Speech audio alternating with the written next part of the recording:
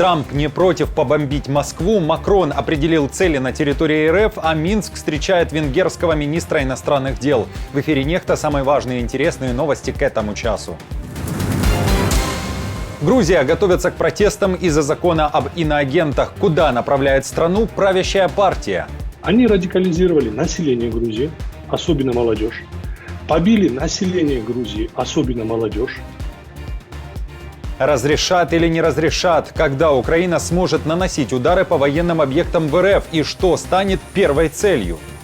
Как же мы объясним украинцам, что им не разрешается атаковать точки, с которых запускаются ракеты? В Норвегии больше не ждут туристов из России. С 29 мая вступил в силу новый запрет. Кого развернут на границе и отправят назад в РФ? Всем привет, друзья! Буду рад вашему лайку, подписке и репосту. Вы прекрасно знаете, что для нас это очень важно. Оставляйте свои комментарии. Спасибо за обратную связь. Об актуальных и важных событиях прямо сейчас. Начинаем. В Польше заявили, что Украина должна иметь возможность сполна использовать военную технику, которую она получает от западных партнеров для своей защиты. Замминистра обороны Польши Цезарий Томчик считает, что запреты для ВСУ должны исчезнуть, так как, например, Польша, в частности, никак не ограничивала в этом Украину. В то же время президент Франции Макрон уже даже с картой в руках рассказал, что вооруженные силы Украины имеют полное право уничтожать российские военные объекты на территории России. Как же мы объясним украинцам, что им не разрешается атаковать точки, с которых запускаются ракеты? Фактически, мы говорим им, что поставляем оружие, но не позволяем защищать себя. Мы должны позволить Украине нейтрализовать военные базы России, с которых запускаются ракеты. Но мы не должны разрешать атаки на гражданские или другие военные цели. Когда Украина подвергается нападению с определенных объектов на территории России, я думаю, мы должны позволить дать ответ, если мы действительно хотим достичь нашей цели. На самом деле, мы этим не эскалируем ситуацию. Эскалацией занимается Россия. В то же время в Госдепе США и Пентагоне по-прежнему говорят, что они против использования американского оружия для ударов по военным объектам в России. О том, почему Украине важно получить разрешение бить дальнобойным западным оружием по целям внутри России, нам рассказал бывший министр обороны Грузии Дмитрий Шашкин. С военной точки зрения абсолютно всем понятно, что накопление войск на российской территории заканчивается в итоге вхождением этих войск на территорию Украины. И если у Украины не будет возможности уничтожать их на подступах, тогда им придется уничтожать их на своей территории, и это будет стоить намного большее количество жертв, чем могло бы быть. А вот Дональд Трамп не прочь ударов по Москве и Пекину. Вашингтон-Пост пишет о том, что говорит 45-й президент США во время закрытых встреч со спонсорами и донорами, которые жертвуют деньги на его предвыборную кампанию. Издание отмечает, что во время одного из таких разговоров Трамп предположил, что бомбил бы Москву и Пекин, если бы Россия вторглась в Украину, а Китай на Тайвань. Вероятно, речь идет о том, как бы поступил Трамп, если бы был в это время президентом США. Такие заявления удивили сторонников Трампа. Вашингтон-Пост пишет также, что сейчас на предвыборную гонку Трамп активно собирает деньги по всей стране. Лишь в апреле 45-му президенту удалось получить от доноров и спонсоров практически 76 миллионов долларов. Поскольку сторонники Джо Байдена в Голливуде и Кремниевой долине отказываются от своей поддержки провальной кампании Байдена, доноры по всей стране прилагают максимальные усилия для переизбрания президента Трампа, потому что понимают, что мы не можем позволить себе еще 4 года ужасной политики Джо Байдена. Украина подписала соглашение в сфере безопасности уже с 12 странами. Одной из последних стала Португалия, где Зеленский побывал 28 мая. В Киеве сообщают, что теперь Лиссабон закрепил свои обязательства на ближайшие 10 лет поддерживать Украину для восстановления территориальной целостности в границах 1991 года, включая территориальное море. Кроме того, Португалия продолжит оказывать военную помощь Киеву. ajuda de Portugal é uma ajuda multifacetada. Эта помощь со стороны Португалии многогранна. И с количественной точки зрения, хотя это и не самый важный аспект, в настоящее время составляет более 250 миллионов евро. А обязательства по военной поддержке на 2024 год, предусмотренные соглашением, достигают суммы в 126 миллионов евро. На сегодняшний день мы доставили более 1000 тонн военной техники, включая боевые танки «Леопард-2» и системы беспилотных летательных аппаратов. Кроме того, бронетранспортеры и бронированные машины медицинской поддержки. Российских туристов больше не ждут и не хотят видеть в Норвегии. Там с 29 мая вступил в силу запрет на въезд в страну тех, кто приезжал с туристической целью. Да и не только.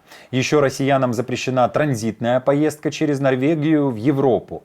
Однако по-прежнему в страну смогут попасть граждане России, которые имеют студенческую или рабочую визу, удостоверение приграничного жителя или же вид на жительство в странах Шенгенской зоны. Кроме того, пустят россиян, которые едут в гости к своим родственникам. Но и здесь есть условия. В Осло сообщают, что не все так просто и однозначно. Все же на границе россиянам могут отказать при въезде, несмотря на то, что они имеют документы из того перечня, который я перечислил ранее. И я напомню, что Норвегия прекратила выдачу туристических виз россиянам в 2022 году. Тогда власти заявили, что не хотят, чтобы граждане России могли кататься по Европе без веских на то причин. В Европейском совете отреагировали на действия парламента Грузии, который окончательно утвердил закон об иноагентах, преодолев вето президента. Теперь вопрос о будущем Грузии будет внесен в повестку дня заседания Европейского совета, которое состоится в конце июня.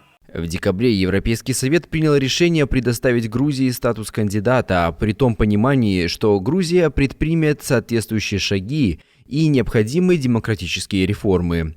Принятие закона о прозрачности в парламенте является шагом назад и уводит Грузию еще дальше от пути в ЕС. «Эхо Кавказа» со ссылкой на участников митинга сообщает, что 2 июня пройдет очередная масштабная акция протеста против действий властей. В Госдепе США тоже заявили, что действия правящей партии угрожают демократическому курсу Грузии. О последствиях принятия закона об иноагентах мы поговорили с бывшим министром обороны, а также бывшим министром просвещения и науки Грузии Дмитрием Шашкиным. У него было 3 цели. Вот это очень важно понимать, что они пытались сделать и что они получили. Первая его задача была максимально радикализировать ситуацию в Грузии. Что они получили в итоге? Они радикализировали население Грузии, особенно молодежь. Побили население Грузии, особенно молодежь.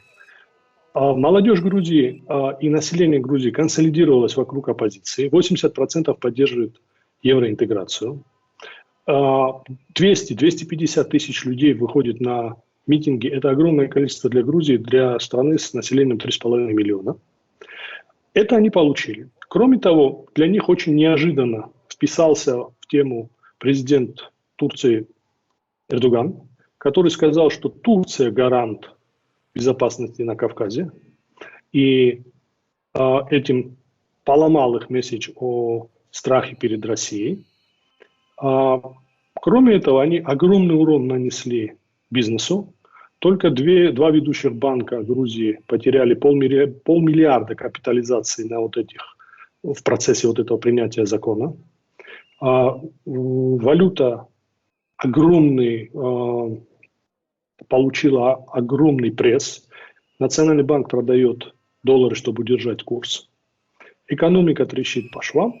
Вот это они получили, пытаясь радикализировать ситуацию в Грузии. Вторая у них была задача – сорвать евроинтеграцию в Грузии. И третья задача, которая у них ставилась, это было создать законодательную базу для преследования инакомыслия. Это они сделали. То есть, если они выиграют выборы в 2026 году, это невозможно. То есть, если они сфальсифицируют, и народ это проглотит, и они останутся у власти, у них есть прекрасная база для преследования инакомыслия, как в России было. Потому что под этот закон можно подвести любого человека, у которого есть социальные сети. Венгрия не будет поддерживать санкции Европейского Союза, которые могут навредить отношениям Будапешта и Минска. Такое заявление сделал министр иностранных дел и внешней торговли Венгрии Петер Сиярто, который в среду 29 мая приехал непосредственно в Минск. Сиярто встречался в Беларуси с так называемым министром иностранных дел Беларуси Сергеем Олейником. Кроме того, Сиярто прилетел не сам, а взял с собой руководителей 24 венгерских компаний. Большое значение имеет подписанное здесь сегодня соглашение о сотрудничестве в атомной энергетике, которое позволяет нам использовать опыт, накопленный Беларусью при строительстве реакторов по аналогичной технологии. Напомню, что буквально на днях Сиярто устроил скандал во время заседания Совета ЕС, где он вновь настаивал на том, что Украине не стоит помогать. Сиярто выступает за то, что Киев должен заключить мир с Путиным. И именно поэтому Венгрия блокирует выделение 6,5 миллиардов евро на военную помощь Украине. Лукашенко подписал закон о приостановке действия договора об обычных вооруженных силах в Европе. В частности, этот договор регулирует допустимое количество боевых танков, бронемашин, артиллерийских единиц, ударных вертолетов и боевых самолетов, а также обмен информацией и проведение инспекций. В Минске заявили, что это ответные меры на, цитата, «недружественные шаги Польши и Чехии», которые ранее также заявили о приостановке своих обязательств по этому договору. Напомню, что Россия приостановила действие этого договора еще 17 лет назад, а в прошлом году и вовсе денонсировала. Кроме того, после этих действий Москвы о приостановке участия в ДООВСЕ заявили США и страны НАТО. Друзья, спасибо вам за поддержку, вы наша опора, и напомню, что ваша помощь и участие помогает нам делать работу и видеться с вами каждый день. Постоянных донаторов и их комментарии мы показываем сейчас на экране, и мы благодарны за эту поддержку. Если же вы хотите присоединиться к их числу, отправить свой донат, то нажимайте на кнопку «Спасибо» под нашим роликом или становитесь постоянным спонсором канала. Мы с командой продолжаем следить за самыми важными новостями, оперативную информацию от Нехта ищите в телеграм-каналах или на платформе X. Спасибо за доверие и то, что остаетесь с нами. До новых встреч и хороших вам новостей.